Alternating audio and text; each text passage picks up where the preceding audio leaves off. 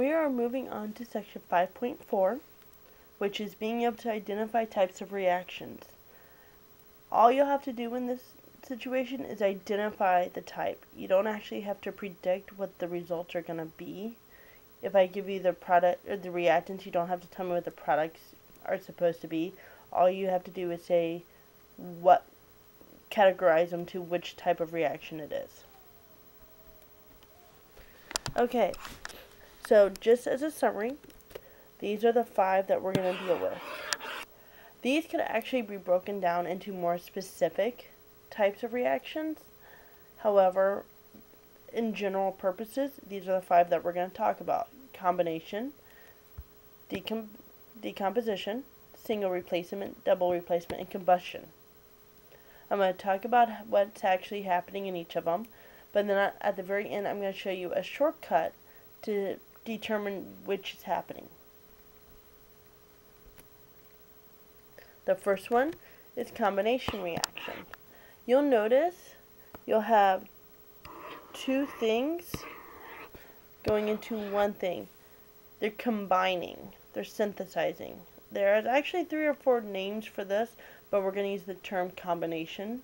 So I'm just going to keep saying combine. They combine to have a single product. So it's 2 or more things on the left, 1 thing on the right. That's what you're going to be looking for. 2 or more, and then 1 on the right. 2 or more, 1 on the right. So here's an example. We have magnesium. And maybe you did this in your previous class where you burnt it, you lit it on fire, and you saw the smoke come up. Well, when that happens, it's burning an oxygen. And then it's producing magnesium oxide. It's producing a single thing, and that's the ash that fell on the ground. Alright, decomposition is the exact opposite. Instead of having 2 things on the left and 1 on the right, now you have 1 thing on the left and 2 things on the right. See, 1 thing on the left and 2 on the right. 1 thing on the left, 2 on the right. So, to break it down, if you have 1 thing on the right, that's going to be combination. If you have 1 thing on the left, that's going to be decomposition.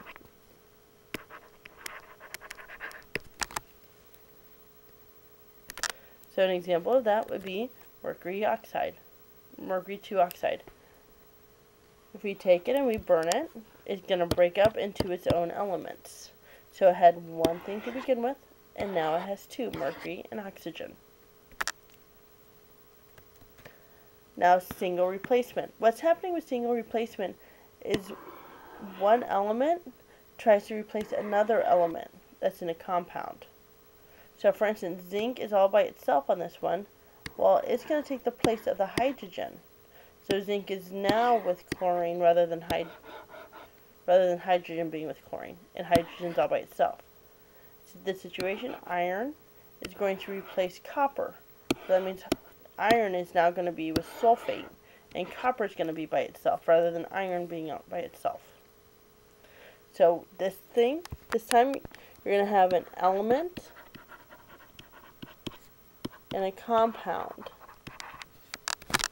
So, as a review, combination is 1 thing on the right, decomposition is 1 thing on the left, single replacement is an element and a compound on both sides. So if we look here, here's zinc, hydrochloric acid, but that zinc replaces the H in the HCl, so now zinc is with the chlorine rather than the hydrogen being with the chlorine, and hydrogen's all by itself.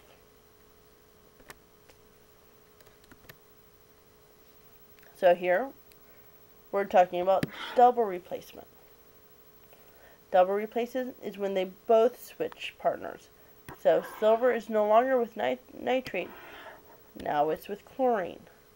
Sodium is no longer with chlorine, it's now with nitrate. They've switched. Silver was originally with nitrate, now silver is with chlorine. Sodium was originally with chlorine, now it's with nitrate. Same with here. Zinc is going to be with chlorine now rather than sulfur. Hydrogen is going to be with sulfur now rather than chlorine. One dead giveaway is the fact that you have two compounds. So, compound plus compound is going to be a double replacement reaction.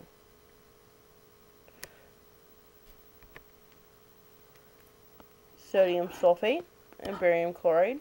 The sodium and the chlorine are going to come together to produce sodium chloride. And then the barium and the sulfate are going to come together to create barium sulfate. They've essentially changed spots. And then the final one we're going to talk about is combustion. Combustion must have carbon in it. It absolutely has to have carbon in it.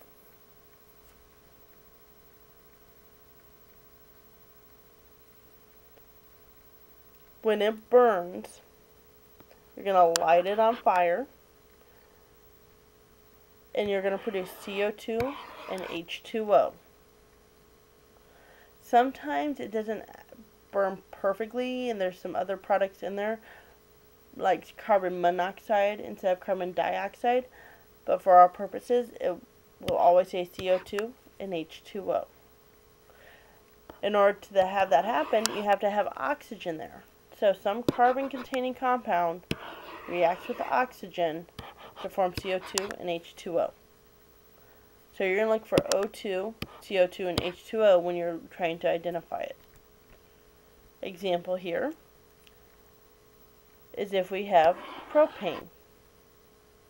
Propane burns in oxygen. We're going to light it on fire, and it produces CO2 and H2O. Alright, here's some generic examples. Remember, combination, one thing on the right. Decomposition, one thing on the left. Single replacement is an element and a compound.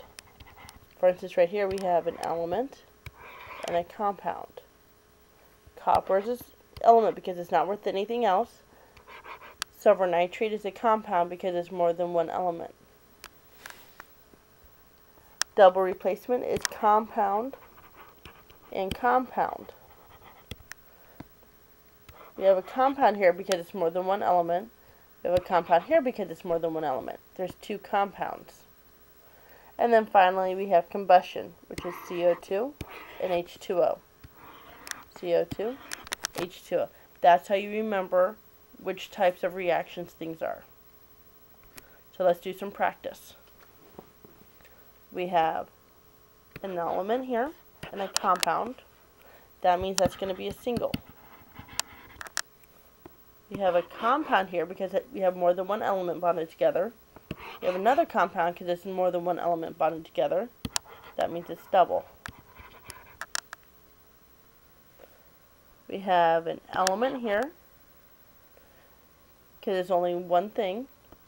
And we have a compound here because it is more than one thing bonded together, more than one element bonded together. That means it's single again.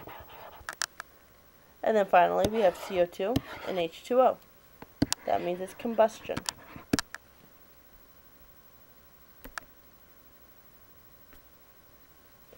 Alright, so we have barium and nitrogen coming together to form one thing. One thing on the right means it's combination. Silver and H2S, Ag2S and hydrogen. We have an element and we have a compound. That means it's single. Letter C. It ends in CO2 and H2O. That means it's going to be combustion.